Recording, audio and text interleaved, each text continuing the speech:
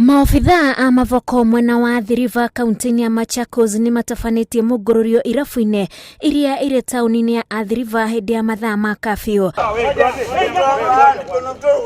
Hĩndĩ ya mũngũrũrio ũyũ andũ 30 maranyitwo mehingĩire irabu-inĩ na amwe marageragia kwĩhitha na njĩra iria mangĩhota nĩguo matikahithũkio.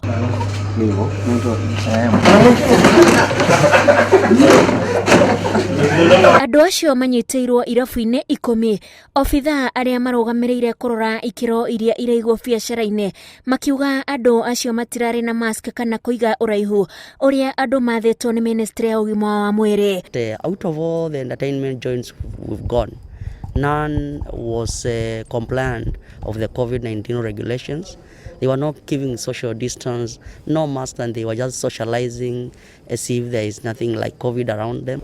I want to report that we have raided 10 bars and we managed to arrest 31 prisoners who are within our cells. I'll urge the team handling COVID issues because we realized that our people have relaxed in terms of compliance to the COVID-19 regulations, and in terms of the presidential directive, we made a decision that we must endeavor to ensure that we crack down on these people who are flouting these regulations.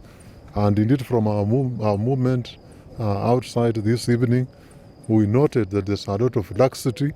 However, we began by having a meeting during the daytime comprising all the multi-agency teams. Mĩongororio ĩno ĩratabanio thutha wa rũtha rũrĩa rũoimire kũrĩ president hĩndĩ ya kũheana ndũmĩrĩri ya mũrimũ wa COVID-19.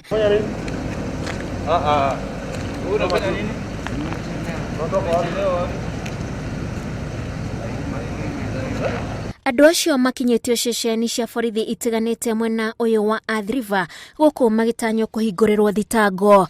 Ngĩribotera Inooro TV, njĩtagwo Wanjikũ wa Kĩmani.